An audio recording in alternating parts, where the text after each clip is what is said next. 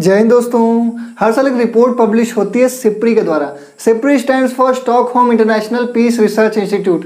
इसका बेसिकली काम क्या होता है, पूरे दुनिया में जितनी भी कंट्रीज है ना, उसका एक डेटा कलेक्ट करती है कि किस देश के पास कितना ज़्यादा वेपन्स हैं, उनका डिफेंस का बजट क्या है, इन सब चीज़ों को मोटा मोटी देखती है, जिससे कि जब दो देश आपस में लड़ाई करें तो उनको एक मोटा मोटी अनुमान लग जाए कि भैया इस देश के पास इतना एडवांस है या कितना नहीं है, इसराइल के पास कितना न्यूक्लियर वेपन है, इंडिया के पास कितना है, पाकिस्तान के पास कितना है।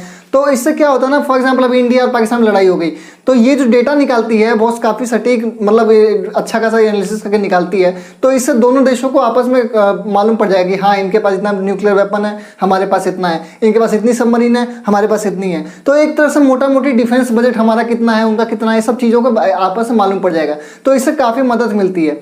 अब बेसिकली इस इंस्टीट्यूट को स्वीडन में है, ये 1966 में स्थापित किया गया था। अभी बात करेंगे हम न्यूक्लियर वेपन की। तो देखिए न्यूक्लियर वेपन में चाइना के पास ये देखिए 350 न्यूक्लियर वेपन रखा हुआ है। पाकिस्तान जो है उसके पास है 165 और इंडिया के पास मात्र 156 है। तो मतलब इंडिया का जो न्यूक्लियर वेपन है वो कम है। अब पाकिस्तान इस पर एकदम उछल उछल के बोलता है, देखिए देखिए हमारे पास न्यूक्लियर वेपन है, बार बार बोलता है न्यूक्लियर वेपन दाग देंगे दाग देंगे। अब इस रिपोर्ट को देखकर पाकिस्तान बहुत ही खुश हुआ और खुशी खुशी में चाइना के सामने आइटम सॉन्ग कर दिया।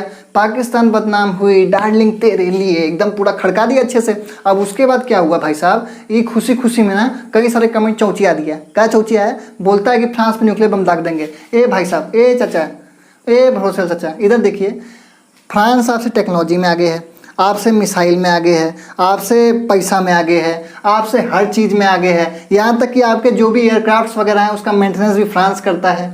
आपकी तरह नहीं है कि आपकी तरह वो जाके टर्की का बिस्तर गर्म कर रहा है 2 वक्त की रोटी खाने के लिए। तो आप फ्रांस को चैलेंज कर रहे हैं। बेटा जब फ्रांस बम मारेगा ना तो इलाका धुआं धुआं हो जाएगा। लुंगी उठा के ऊपर देखिएगा, अरे बाप रे बाप, ये तो बम मार रहा है। तो कहेंगे ना चाचा हमको करो माफ, निचवा देखेंगे तो पाकिस्तान साफ। मतलब देखिए, जिस देश की इकोनॉमी दूसरे देशों की भीख पे चल रही है, 2 वक्त की रोटी के लिए टर्की का बिस्तर गर्म करना पड़ता है, उस ससुर हमारे ऊपर परमाणु बम फेंकेंगे। चाचा तो उसे ना हो पाएगा, ईरान थूर के निकल गया तो परमाणु बम फेंकता ही रह गया भाई साहब। इसी परमाणु बम फेंकेंगे।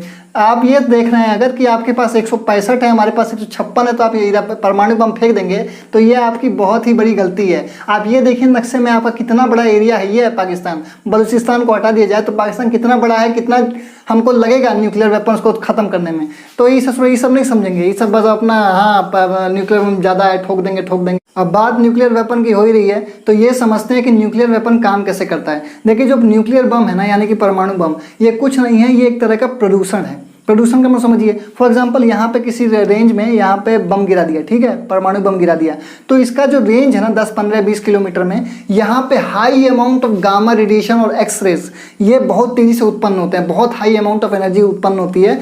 तो जिससे क्या होता है ना, ये हमारी कोशिकाएं यानी कि सेल्स को डैमेज कर देती है, बुरी तरह से डैमेज कर देती है। ठीक है, मतलब जो गामा रेडिएशन होता है ना 300 डिग्री सेल्सियस तक के तापमान पे चलता है। सोचिए आपके ऊपर कोई गर्म पानी फेंक दे अभी तो ये पूरा चमड़ी उमड़ी जल जाएगा, नहीं जल जाएगा। लेकिन ये सोचिए 300 डिग्री सेल्सियस पे चलती है गामा रेडिएशन, तो सोचिए कितना घातक होता होगा। पूरा चमड़ी उमड़ी कोशिकाएं पूरी डैमेज कर देती है और आदमी की मृत्यु होती है।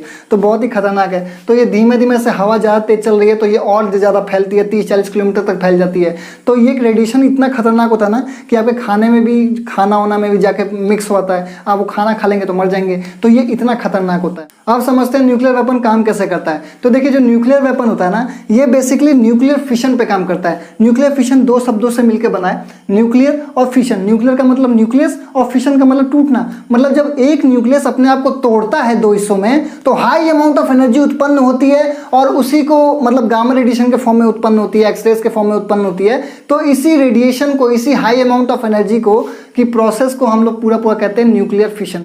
अब इस न्यूक्लियर वेपन को बनाने के लिए सबसे ज़्यादा जरूरी होता है वो होता है यूरेनियम। देखिए यूरेनियम 235 को बेसिकली यूज़ किया जाता है।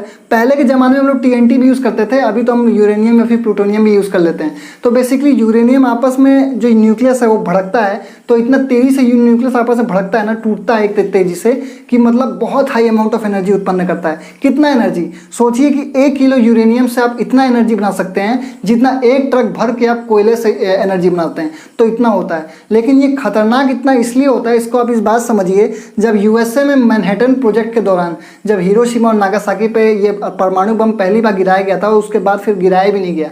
इतना भयंकर तबाही हुई थी कि आज भी वहाँ पे बच्चा जन्म लेता है तो शारीरिक और मानसिक रूप से अपंग पैदा होता है। इसके वहाँ के हवा में आज तक वो जहर मौजूद है, मतलब इतना खतरनाक होता है ये परमाणु बम। इसीलिए मतलब किसी भी देश पे परमाणु बम गिराने से पहले आदमी 100 बार सोचेगा, 100 बार नहीं 1000 बार सोचेगा, क्योंकि परमाणु बम बच्चों खेल नहीं है। ईसा थोड़ा लुंगी पहन के कुछ भी बोलता है, मतलब बोलता है कि हम परमाणु बम गिरा देंगे। देखिए ऐसा नहीं होता है।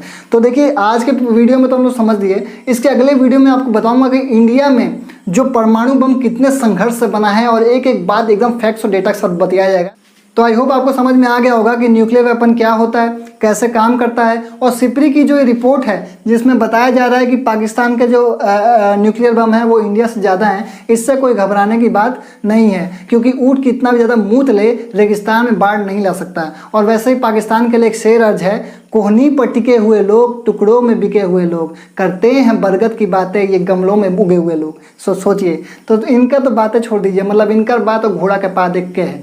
तो दोस्तों आज के लिए इतना ही। नमस्कार, वंदे मातरम, जय हिंद।